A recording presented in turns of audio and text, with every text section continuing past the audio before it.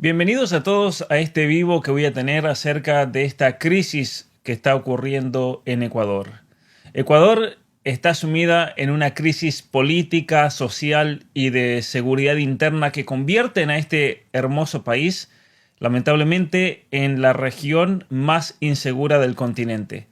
Acaban de asesinar al candidato presidencial Fernando Villavicencio, quien días antes había denunciado haber recibido amenazas por parte de los cárteles luego de que el candidato denunciara vínculos entre el narcotráfico y la política.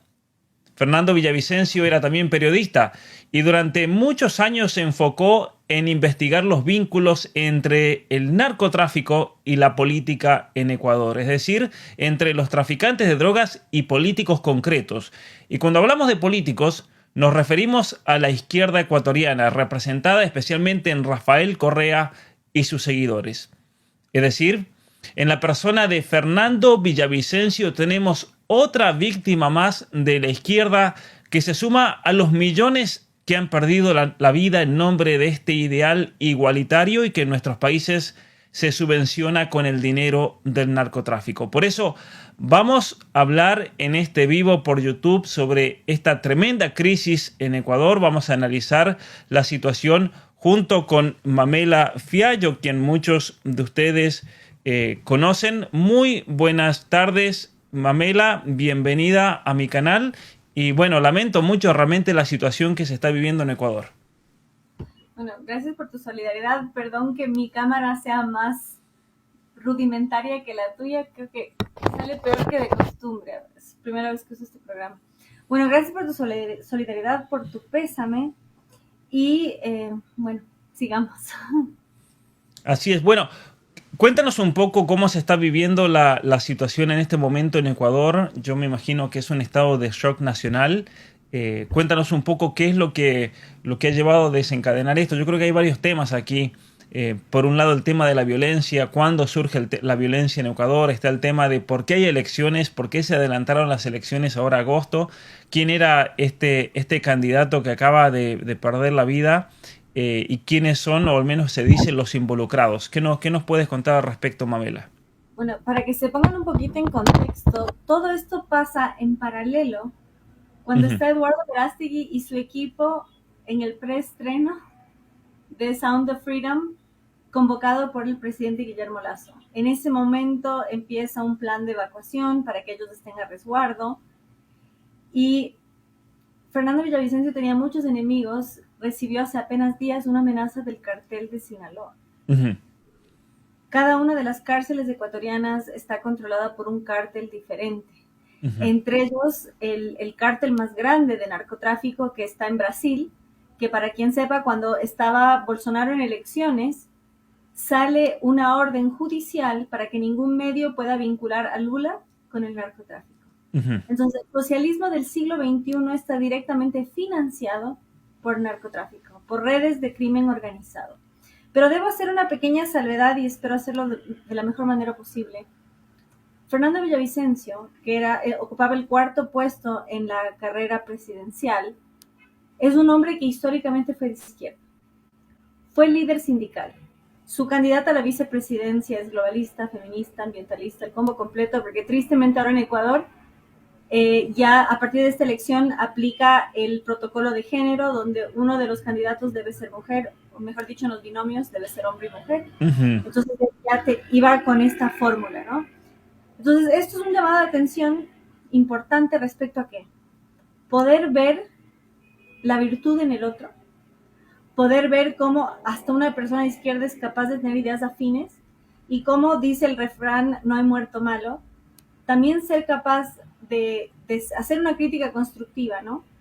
Entonces, hay una entrevista que se le hizo poco antes de su muerte donde le preguntan a él, a Fernando Villavicencio, dónde él se posiciona ideológicamente, y él dice que él surge políticamente en la izquierda, Ujú. pero al ser políticamente perseguido durante el gobierno de Rafael Correa en el socialismo del siglo XXI, ¿de quién recibe apoyo? No de sus coidearios, no de la izquierda, sino de lo que él llama el empresariado. Entonces eso también muestra lo profundo de su arraigo izquierdista, que no es capaz ni de nombrar a la derecha, sino que la llama el empresariado, Ujú. ¿no? Pero esto también muestra, como dice el refrán, el que no es de izquierda a los 20 no tiene corazón, el que aún lo es a los 40 es porque no tiene cerebro. Entonces él ve cómo ese idealismo le llevó a este activismo de izquierda y cómo la persecución ve que los propios van a ser los primeros que le dan la espalda, y en una madurez política y también de vida misma, va viendo quiénes son más bien sus aliados. ¿Por qué en Ecuador votamos el 20 de octubre? El presidente Guillermo Lasso va a gobernar 2 años y medio más o menos, no va a llegar a término. Él va a sufrir, según sus propios términos, 4 intentos de golpe de Estado, este último, el juicio político, donde él aplica una herramienta constitucional que tenemos en Ecuador gracias a la constitución del socialismo del siglo XXI que se llama muerte cruzada. Escuchen esto porque no existe en otros países. Nuestra constitución es tan presidencialista que el presidente puede declarar la muerte cruzada donde anula el Congreso, lo cierra, pero él también se suicida políticamente. Él entrega su mandato a los 2 años y medio y queda 1 año y medio un nuevo presidente y un nuevo poder legislativo. Término importante, en Ecuador no tenemos Congreso, tenemos Asamblea Nacional. Quien sepa un poco de historia sabrá que Soviet significa asamblea. Sabrá que en la Revolución Francesa tenían asamblea. Entonces en Ecuador tenemos la exaltación de lo que sucede cuando se quiebra la institucionalidad y el socialismo impone sus asambleas. Entonces nuestra asamblea se ve cerrada, ahorra al Estado ecuatoriano y por ende a los contribuyentes $33 millones al mes. De estos sueldos que reciben y sus tantos asesores.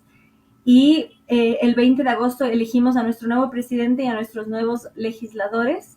Y Fernando Villavicencio, asesinado el día de ayer, ocupaba el 4.º lugar. Y él, pese a sus orígenes de izquierda, él va a ser enérgico en su lucha contra la corrupción del socialismo del siglo XXI, que debe ser visto no como movimiento político ideológico, sino como una red criminal.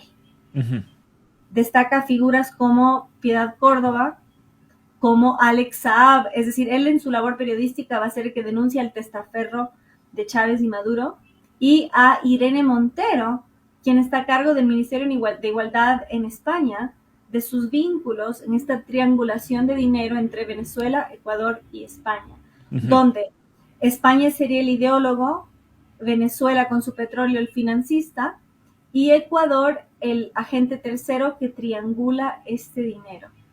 Entonces Villavicencio estaba detrás de todo esto, y un dato poco conocido, pero no menos importante, al momento de ser asesinado Fernando Villavicencio tenía resguardo policial. Su asesino es detenido ipso facto y es asesinado, o bien, no sé si es el término jurídico que aplica, es abatido, lo cual nos quita una pista respecto a quién estuvo detrás. Es lo que llaman sicario suicida. Y él pierde la vida bajo custodia policial. Entre los muchos que denuncia Villavicencio es justamente la colusión entre nuestras fuerzas de seguridad y el narcotráfico. Entonces no quiero hacerle mala publicidad a mi nación de origen, pero sí destacar que Fernando Villavicencio tenía muchos enemigos. Mira, una cosa para agregar ahí, estaba yo leyendo esta mañana un reportaje a su esposa y ella denunciaba de que fue un error también, o tal vez algo planeado por parte de la seguridad personal de él, ya que un general que estuvo presente en ese mitin de ayer lo hicieron salir por la puerta trasera, y ese era el plan también con él, para salir en un vehículo blindado, y casualmente lo hicieron salir por el frente en un vehículo común y corriente, y ahí es donde lo emboscaron, ¿no? Exactamente, y gracias por destacarlo. Esto lo denuncia su viuda. Cómo le falló a él el equipo de seguridad, y justamente vemos que él entra en un carro policial, ¿no? Entonces, claro, por eso después también ciertas dudas respecto a las irregularidades dentro de las fuerzas del orden, y les pido, valga la redundancia, pidan por mí, porque ven que justamente hablar de estos temas trae consecuencias. Ciertamente, dentro de lo que era el periodo electoral, él era digamos, su discurso político era la lucha contra la corrupción, ¿no? Y sobre todo su lucha contra los poderosos, por así decirlo, Y uno de sus últimos discursos con vida es: yo no necesito un chaleco antibalas porque el pueblo va a velar por mí. Y vemos que no fue a prueba de balas. Y Ujú. como quienes estaban a cargo de su seguridad no fueron como Kevin Costner, la realidad supera la ficción y muere avaliado. Mira, una cosa que comentan ahí en pantalla, ¿qué relación habría con el gobierno mexicano? Y yo lo voy a extender no solamente al gobierno de México, sino al gobierno de Colombia, al gobierno de Bolivia, al gobierno de Argentina. Fíjense, estoy en este momento en Twitter y durante el día, para hacer este comentario con fundamento, durante todo el día he seguido las cuentas de los presidentes de la región, todos de izquierda, y ni uno solo, absolutamente uno de ellos, ha hecho alguna mención al asesinato de Fernando Villavicencio. Fíjate que Colombia es un país vecino a Ecuador. Perú es Ujú. un país vecino. Lo mismo Brasil es vecino con Ecuador. El caso de Venezuela, silencio total. El caso de Argentina, silencio absoluto. ¿Qué habría pasado si la víctima sería Rafael Correa? ¿No? ¿Cómo hubiese reaccionado AMLO en México, para que nos preguntan ahí? ¿Cómo hubiesen reaccionado desde la Argentina, desde Colombia, desde Venezuela, desde Cuba, desde Bolivia, desde Perú? Entonces, ¿qué es lo que se está viendo ahí ante este hecho, ¿no? Este es algo realmente que muchas veces el silencio, dicen, habla más fuerte que las palabras, ¿no? El silencio de los gobiernos de izquierda. Efectivamente, el que calla otorga, dice el Ujú, refrán. Gracias por destacarlo y nuevamente gracias por dar visibilidad a este caso. Y es así. De hecho, no es un dato menor que Fernando Villavicencio destacó que él iba a revelar información sobre Rafael Correa y quien fue su binomio en segunda instancia, Jorge Glass, que estuvo preso por corrupción. ujú, Y Rafael Correa en redes sociales dijo: nuestra venganza va a ser contundente. Y no ujú. sé si estás al tanto, y si no, que lo sepan tus, y si sí, que lo sepan quienes te siguen. Esto lo hizo retweet María Fernanda Cabal, quien fue candidata a la presidencia o precandidata a la presidencia de Colombia, que fue recientemente amenazada por la guerrilla del ELN. Ella compartió este tweet, que no es secreto, que no es teoría de conspiración, donde Rafael Correa amenaza de frente con tomar venganza. Entonces, ciertamente, el hecho que no haya solidaridad, y hago esta salvedad para quienes no tengan una corriente política ideológica, yo Ujú. reconozco que Fernando Villavicencio nace en la izquierda políticamente, y aún así yo puedo reconocer su mérito periodístico, y aún así yo voy a lamentar su muerte, Ujú, ¿no? ujú. Y aún así yo puedo conocer sus virtudes y defectos. De hecho, yo tuve la oportunidad de entrevistarlo en la Gaceta de la Iberosfera, muy amable.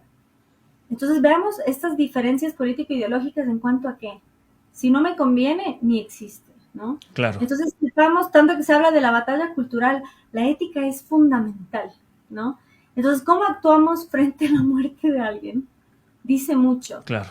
Y sin duda, y agradezco que lo destaques, el no reconocimiento de los políticos regionales, y dice mucho, dice muchísimo, porque por último, y yo lo dije, porque yo no iba a favor de Villavicencio, de hecho yo hasta lo dije públicamente, que siga siendo legislador, porque él ocupaba el cuarto puesto en la candidatura. Como legislador hacía mucho más enfrentando esta doctrina político-ideológica que como candidato presidencial, que quizás no tenía tanta oportunidad.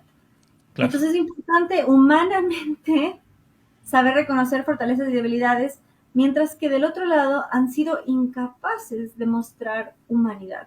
Tanto es así que el binomio correísta, cuando han mostrado cierta solidaridad, han sido profundamente increpados. Porque, y en ese sentido, si me permites, el candidato a la presidencia de Ecuador, Otto Sonnenholzner, él destacó que nosotros hoy en Ecuador somos víctimas de un proceso político, ideológico, que permitió la ciudadanía universal, donde entran extranjeros sin mostrar antecedentes policiales, Ujú. donde se quitó la base militar, la base de Manta, donde las pandillas, como los Latin Kings, ocupan cargos de legisladores, Claro. donde ya el mal no se vuelve algo a combatir, sino justamente donde se vuelven hasta héroes, hasta legisladores. ¿En qué momento los congresos eran honorables? Ujú, ujú. ¿no? Y hoy tenemos pandilleros. Así es. Mira, justamente tú me enviaste un mensaje hace 2 o 3 días desde Quito, que Mm. hubo un suceso de un niño perdido que tú estuviste ayudando a la familia con su búsqueda, que gracias a Dios lo encontraron, y me enviaste una foto desde el sitio donde fue asesinado García Moreno, ese gran presidente ecuatoriano del siglo XIX. Y esto no es algo nuevo en Ecuador, si bien Fernando Villavicencio no era presidente de Ecuador, era un candidato, tal vez no tenía las posibilidades de llegar, como dices tú, pero sin embargo, esta historia se repite nuevamente. Aquí nos preguntan de que hay un grupo narco, que eso también yo lo vi en las noticias, los lobos que se adjudican el hecho. ¿Qué hay de verdad en eso o es algo armado simplemente para distraer la atención de los verdaderos culpables o autores intelectuales de este hecho? Bueno, por un lado, se ha cuestionado la veracidad de las encuestas, si en verdad estaba tan detrás porque era un peligro y para quién es un peligro. Ujú, Y por otro lado, el video de los lobos ha sido descalificado como falso. Lo que sí es real es que, tristemente, ujú, las redes de narcotráfico tienen un poder muy fuerte, sobre todo en las cárceles.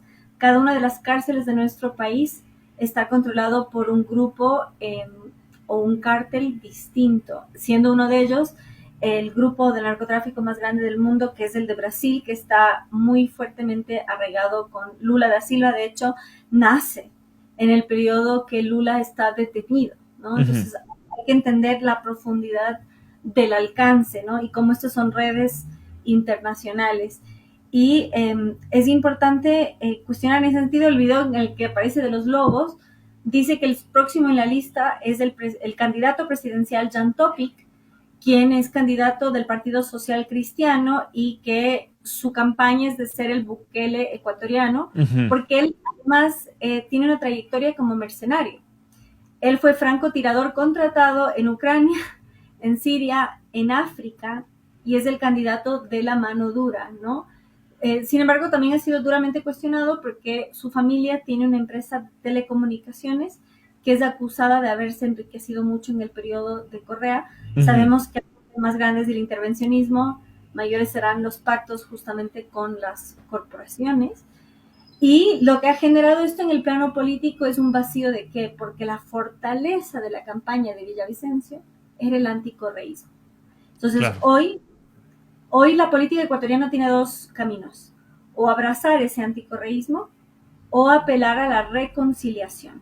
Y en Ujú, ese sentido tenemos un candidato que es Yacu Pérez, que es el candidato indigenista, que Yacu significa en quichua, en Ecuador se habla quichua, en Perú y Bolivia y para abajo se habla quechua, significa agua.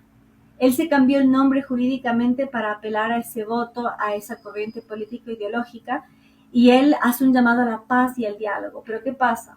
Yacu, que también es de izquierda progresista, fue duramente perseguido durante el gobierno de Rafael Correa, que es de una izquierda ortodoxa. ujú.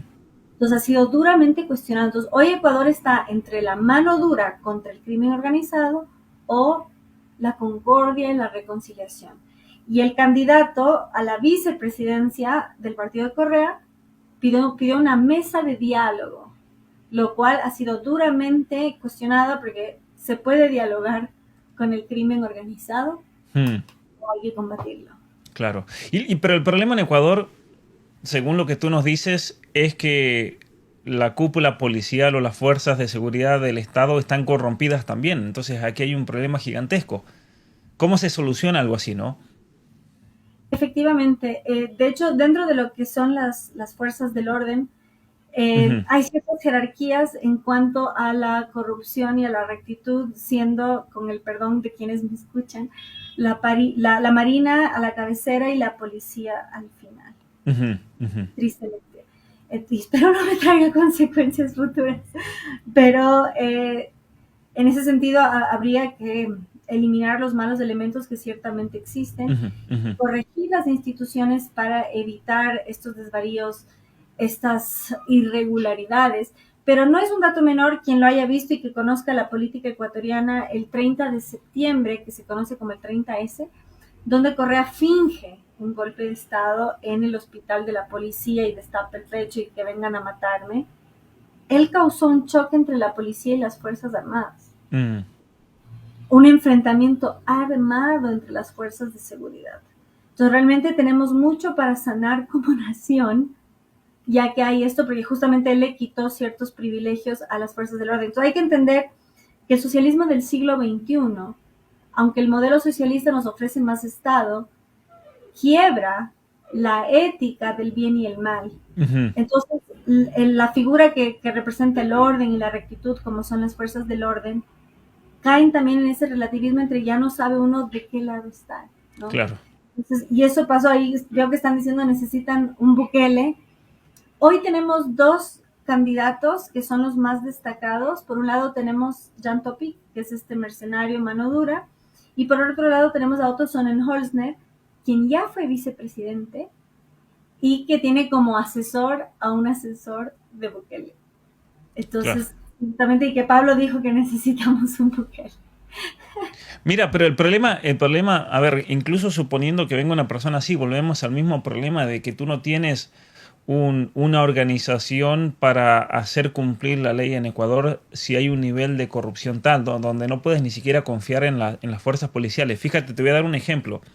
Lazo esta mañana se comunicó con los Estados Unidos y le pidió ayuda al FBI para resolver el crimen. O sea, eso es una vergüenza, que tengas que ir a otro país, con el caso de Estados Unidos, y pedir la ayuda de una agencia federal tan corrupta como el FBI. El FBI, que se acaba de revelar, estuvo escondiendo sistemáticamente que Hunter Biden, por ejemplo, recibió 20 millones de dólares en sobornos por parte de oligarcas rusos y ucranianos durante la vicepresidencia de su padre. El FBI, que acaba de asesinar a un ciudadano en Utah porque en Twitter había criticado a Kamala Harris y a Biden.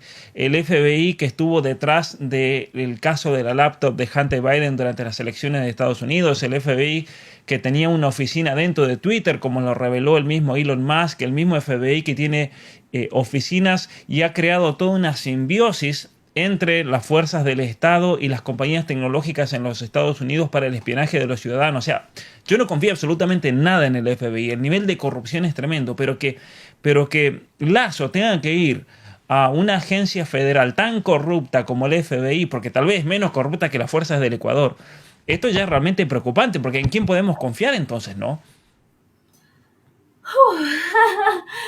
Te agradezco muchísimo por destacar este fenómeno y ciertamente en algunas columnas del Pan Post, incluso el que era nuestro diseñador gráfico hizo una caricatura de Obama con un gorrito ruso. Ujú. Justamente en las elecciones primero del 2016, luego 2020, se ve el rol del FBI en la intromisión en las elecciones presidenciales y Ujú. su funcionalidad al Partido Demócrata. Entonces, ciertamente, y es muy triste y es muy preocupante, ¿y a quién acudimos?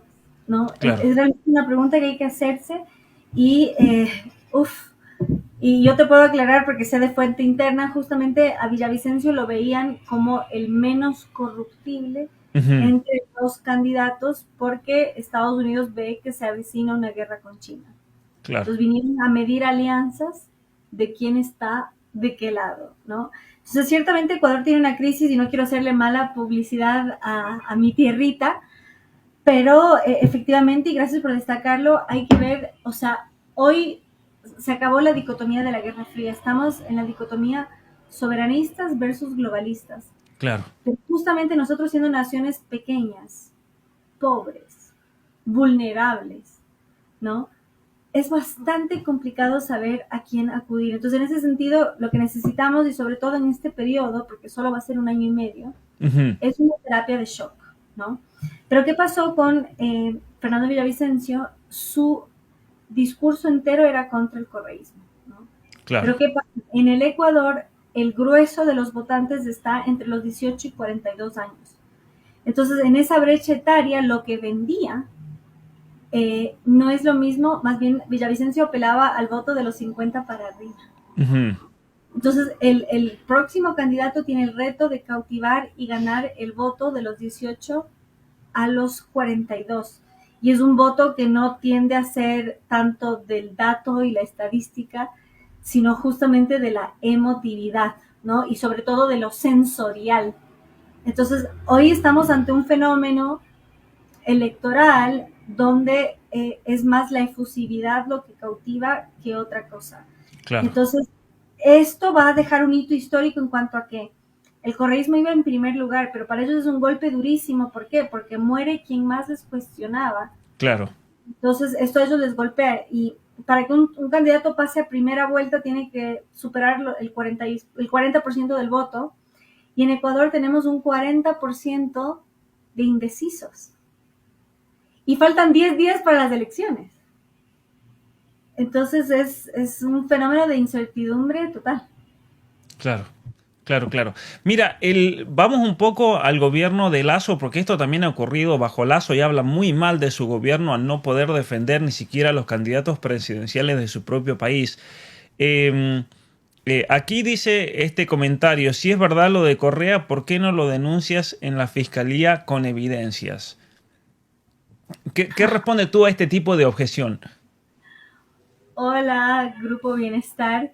El 12 de octubre del año 2020 yo fui Ujú. flagelada públicamente por una profesora de sociología y fue parte de esta acción violenta en mi contra el presidente de la Confederación de Nacionalidades Indígenas, CONAIE, cuyo grito es comunismo indoamericano o barbarie, Leonidas Issa. Hasta ahora la justicia no ha actuado. Ujú. Yo sigo esperando hace 3 años, van a ser en octubre, que la justicia actúe. Sabemos que Jorge Glass, quien fue vicepresidente de la República, fue liberado por un juez de Manglar Alto. Entonces, decir como que la justicia en este país es tan fácil como denunciarlo ante un juez, Claro. cuando hasta los candidatos presidenciales son eliminados. Tuvimos hace 10 días un alcalde asesinado también en la Ujú. ciudad de Manglar, ¿no? Entonces, suena muy bonito, muy romántico, pero justamente es el problema, y eso fue uno de los tantos problemas del presidente Guillermo Lasso, que decía no ser ni izquierda ni derecha, sino el gobierno del encuentro. Él permitió la liberación de Jorge Glass. Así es. Él permitió que sigan en el sistema judicial la mayoría de jueces correístas funcionales a este sistema de este narco-régimen, ¿no?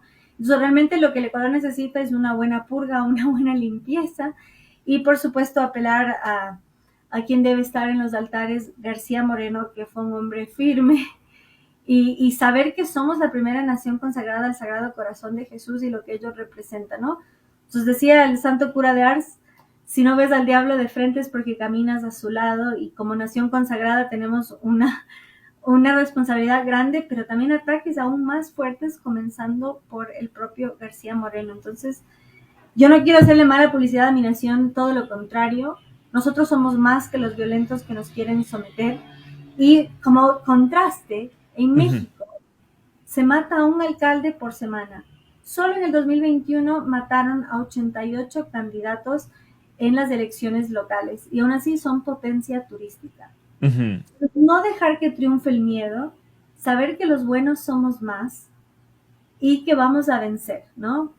Entonces, los animo en ese sentido, no tener miedo de nuestro país, muy por el contrario, no dejar que el miedo venza, porque la impunidad triunfa cuando los buenos se acobardan y no son capaces de luchar. Así es. Bueno, Mamela, muchísimas gracias realmente por haberte unido a este vivo, para habernos contado un poco de la situación en la que estamos fuera y especialmente por darnos ese pantallazo acerca de la situación actual.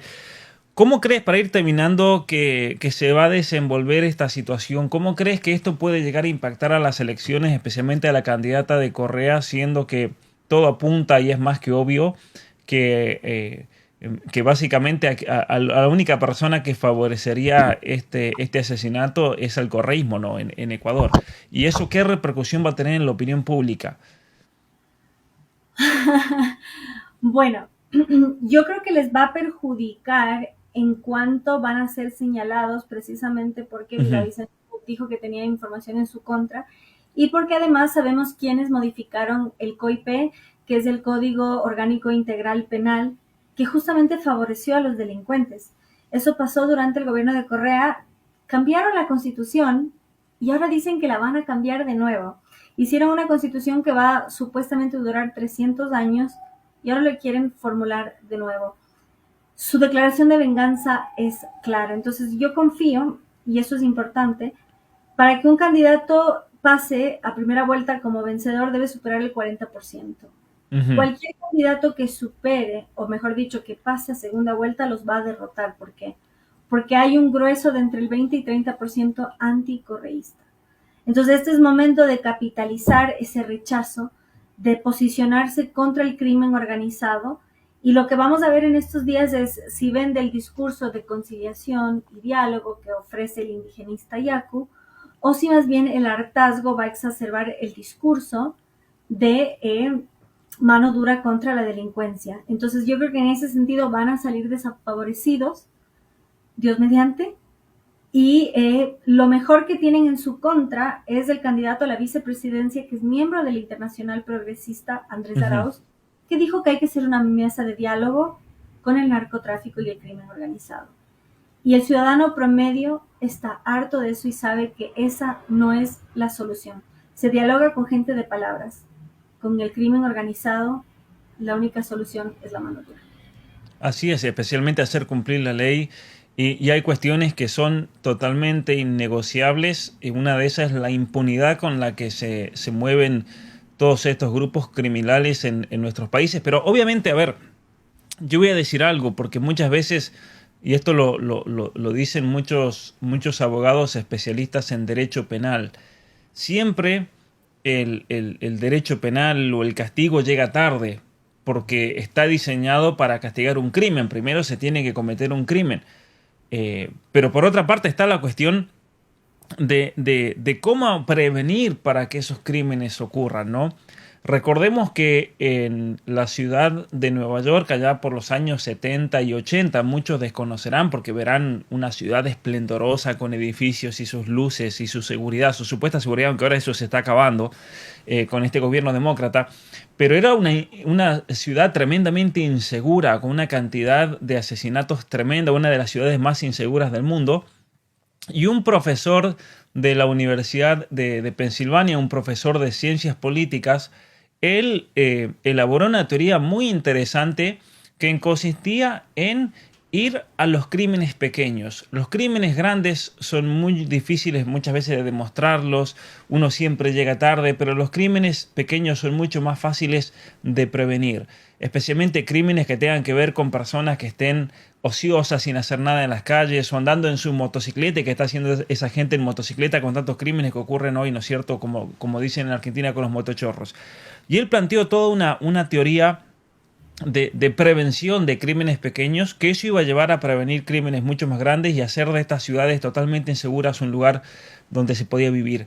Y fíjate que en los años 80 quien llevó a la práctica esta teoría de las ciencias políticas fue Rudolph Giuliani.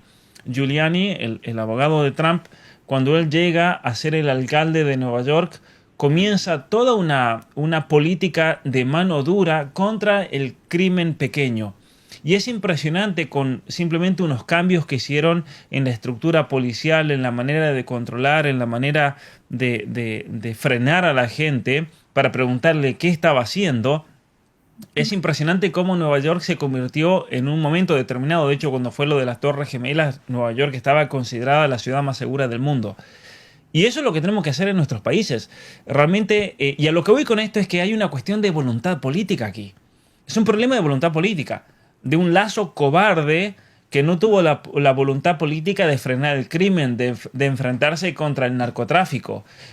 Lo mismo pasa en México, lo mismo pasa en la Argentina, lo mismo pasa en todos nuestros países donde hay inseguridad.